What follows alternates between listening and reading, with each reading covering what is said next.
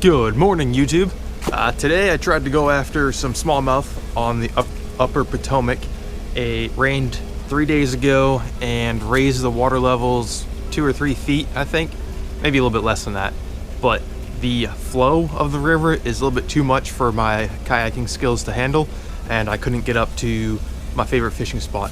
So today we're going to change things up, try to salvage the day, and do a little Google Maps fishing challenge where I search on Google Maps on my phone for I'm just going to go the nearest bodies of water where I can either get to on foot or launch my boat, and we're going to go and explore and check out some new waters.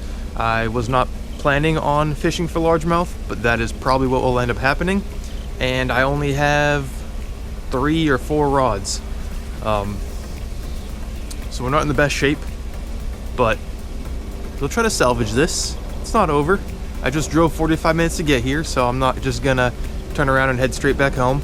I'm gonna try to find somewhere between here and home that I otherwise would not have fished. So stick with me for 1 second while I open up Google Maps and we find us a new place to go fish.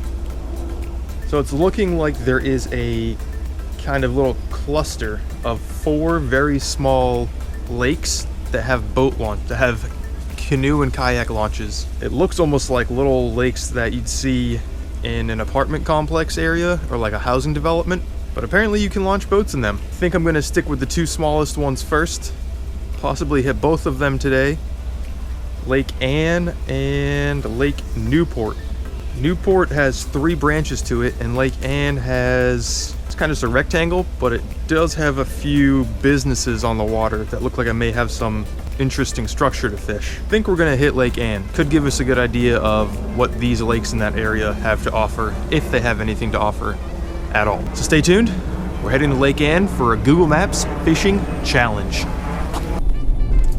All right, so there's a little change of plans, and we're gonna hit a different lake in that cluster of 4. I used FishBrain, which I'm not a paid member. I only use it to snipe other people's spots. If you use that app and you post your fish that you're catching at the exact locations where you're catching them, I don't know what you're doing. I'm all about sharing information, but to me the more important thing is teaching people how to fish and not just saying go fish here, because you're just giving up productive Turn spots. left onto Jeffrey Road. Yeah, we know, lady. God, she's so rude. I'm talking and she just cuts me off. How's it doing? So we're gonna hit the lake that I saw on FishBrain that actually had some decent sized fish caught in there. 3/4 mile. So we're going to go to the spot where there's actually some decent fish for a slightly higher chance of this not being an absolute Kozak Outdoors dink fest like usual. So it's gonna be a swim bait, finesse, and crankbait day. I got top water, but I don't think I'm gonna throw it. Anyways, stay tuned. Wish me the best. Kozak Outdoors. All right, YouTube, had a little change of plans again, like the 3rd time today. Now we are on Lake Audubon. Don't ask me if it's private or not. I don't know. We're just gonna start fishing. This has been a mess of a day. We're just trying to rally at this point. Apparently this lake is private, I think. I didn't read the boat ramp sign. There was one, but there's boat ramp signs at every boat ramp, and usually it just says clean up after yourself, make sure you wear life jackets, follow all the rules of that state, blah blah blah. I've been fishing for 20 years and that's how it always has been, so I tend to not read the boat ramp signs. I probably should.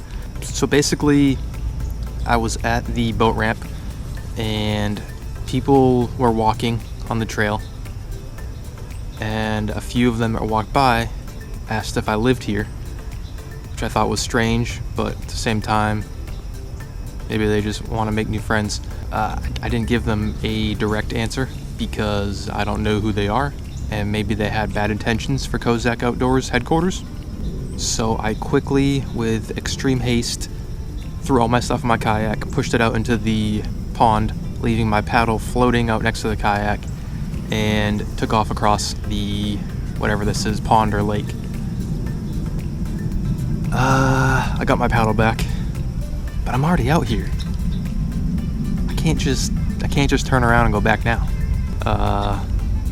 I'm not taking any fish. I'm not harming anything. I'm not taking any trash. I mean, I'm not putting any trash in the water. If anything, if I find trash, I'll be taking it out with me. I guess I'll fish my way out of here now. I'm at the other end of the lake. I literally just zoomed across because I didn't know. I don't know what was going to happen. It hopefully isn't a private lake.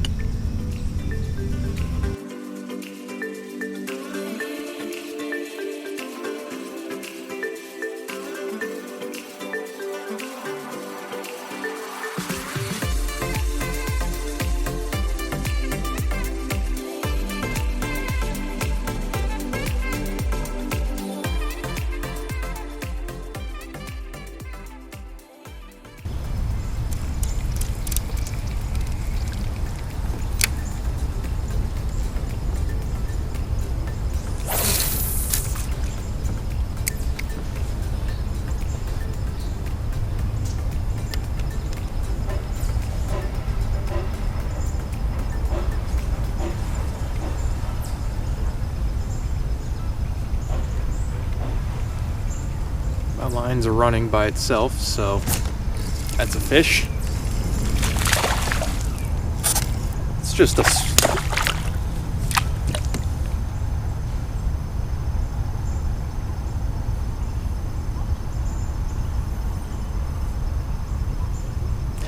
it was just a dink, but would have been nice to land a fish today.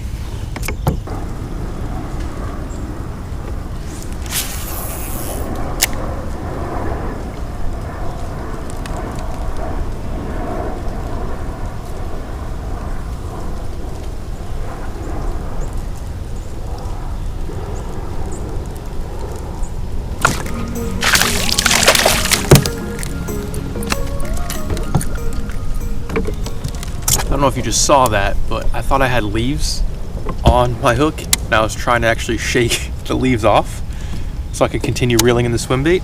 And as it turns out, it was this monster of a largemouth. Wow, just a beaut. Yeah. Typically, when the leaves start fighting back, it's sometimes good to set the hook, because at that point it may no longer be leaves. Just want to apologize in advance if I am a little less enthusiastic today than I have been in the past. I just had a wisdom teeth pulled 4 days ago, so it hurts to smile, and I'm kind of just hungry and tired, and I just feel like I'm sick just because I've been on a diet of like soup and mashed potatoes for the past 4 days. So I apologize. I'll definitely say the moving baits have gotten the most attraction the fastest. I've thrown the shaky head the most today, and I've only had one fish, the one that jumped off, and that was like 1 in 150 casts probably. And with the swim bait, I've had 3 or 4 hits, and I've cast it maybe 20 times. So we're gonna stick with the swim bait for a bit. I think this little flashy blade, they just love it in the fall.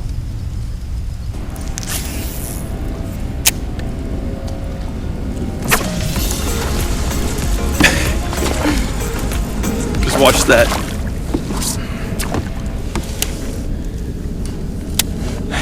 Watch that little dink hit my swim bait as I hit the water. Set the hook on it, got a great hook set, and the hook never even moved. There was no penetration.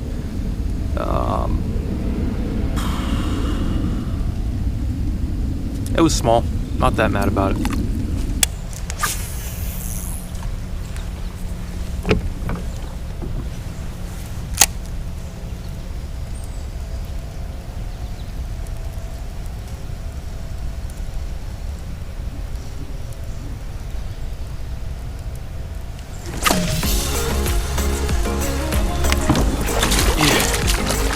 That one ain't coming home.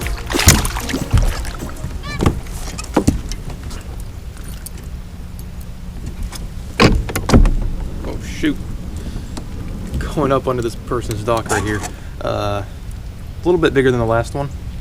Not too, it's pretty healthy. That one hit the swim bait. She's already been caught before. Maybe that's why I'm missing all these fish. Maybe they've all been caught so many times that all over their lips are just Swiss cheese. And my hooks are just going right through them.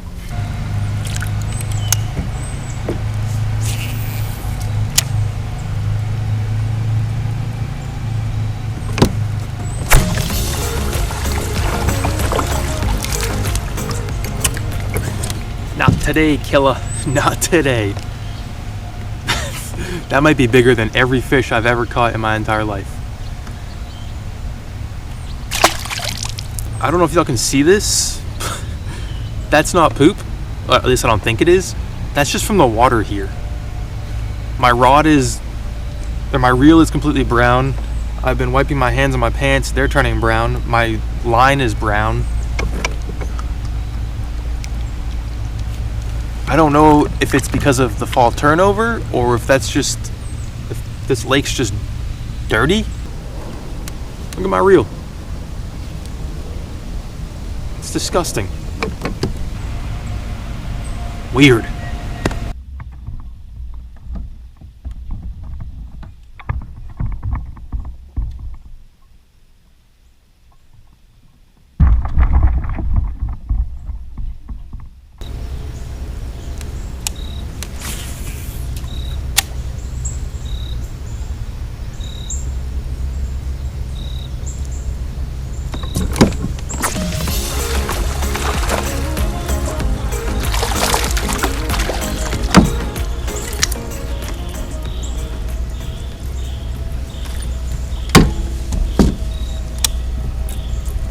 They're definitely feeding up for the cold weather.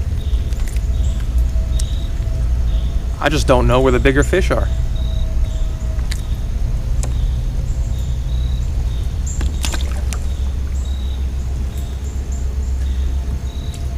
Anytime a 10, 11, 12 inch fish is eating a 4.5 inch bait, we're talking half of the fish's size, you know they are stuffing for the coming cold weather.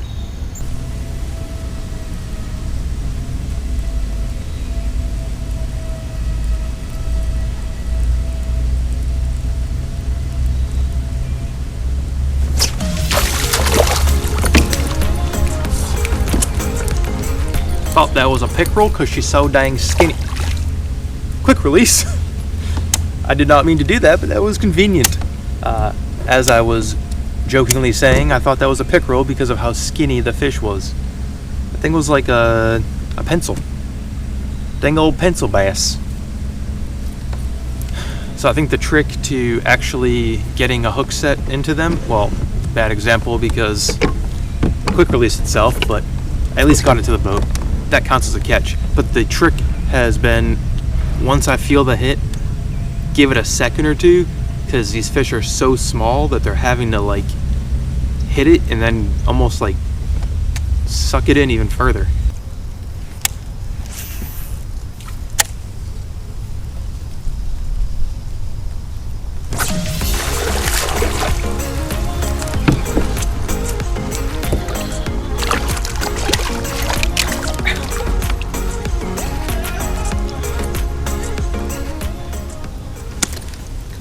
It's an interesting colored fish right there.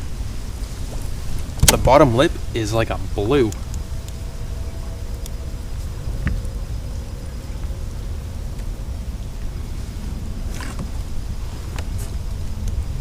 at that blue.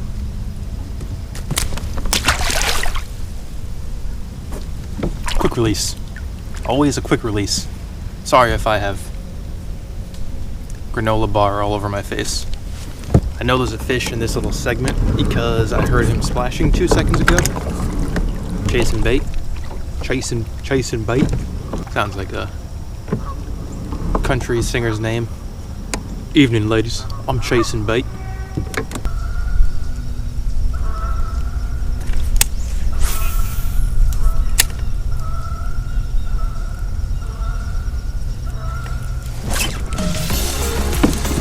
That's actually a better one. Better fish, better fish.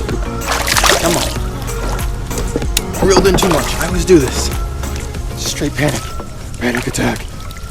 Why am I so excited? It's like not even 2 pounds. Because it's fishing. That's why. And I love fishing. And so should you. Check it out. Not even 2 pounds. It's a healthy fish, but I'd say 1.5 pounds, maybe 1.75 pounds at most. It's kind of stocky for the size. Maybe I'm just weak from being sick the past 4 days. Maybe it's only ½ pound. We don't really know. What a trophy. That's probably the biggest one in here. This one would eat all of the other ones. It's probably eating other bass. You got to eat more of them because there's too many. Let's get her back in the water. Keep fishing.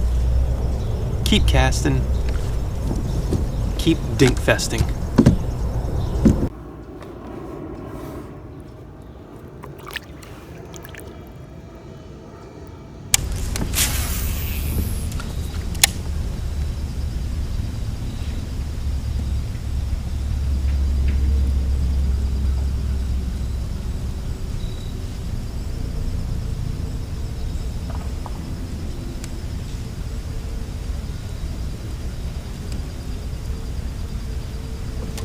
There's a little one right there.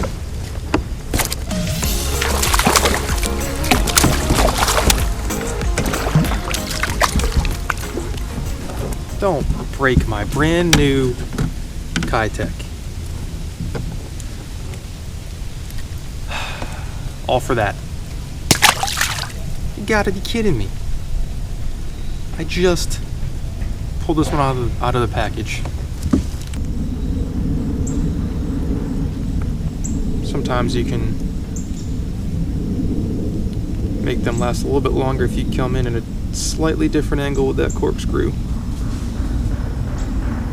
Because all you're trying to do is find some of the plastic that's not been completely shredded by... Oh, no. Alright, I have to cut the head off of this one.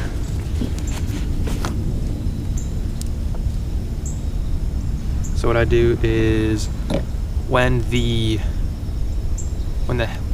the head becomes too shredded from the corkscrew and the fish fighting and pulling, it becomes too shredded to get the corkscrew back in there, I'll just take some pliers, because I don't have scissors with me. Pliers or scissors work. Pinch off the top about what is that, 1/4 inch maybe at most. And then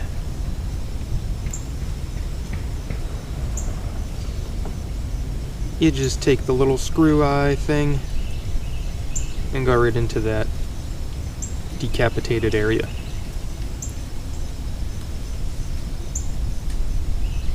Kitech still has very good action, and the fish will still hit it.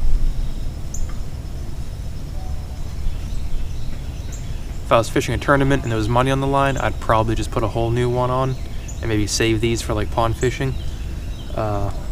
But for the sake of this dink fest, I'm not gonna go through and put a whole new bait on, because chances are a little 12 incher is just gonna destroy it anyways.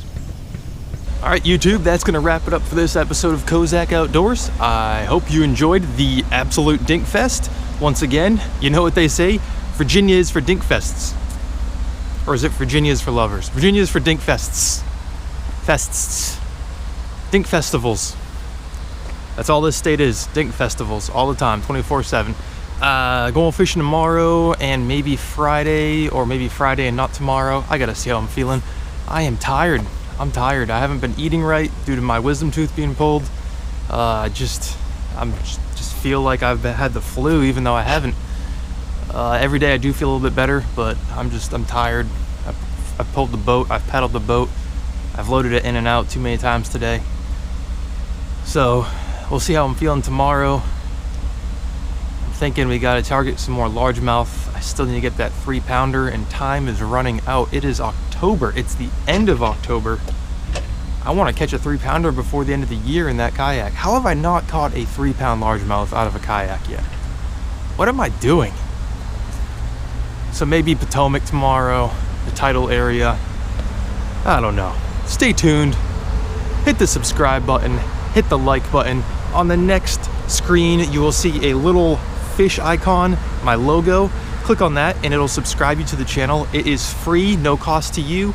All it does is alert you when I post a video. I mean, that's, why wouldn't you want to do that? That's like that's just all, there's no reason not to do that. So just do it, please. And you'll also see 2 other episodes that you can click on and watch those if you haven't seen them already. Thank you for supporting the channel. I wholeheartedly appreciate it. Kozak, out.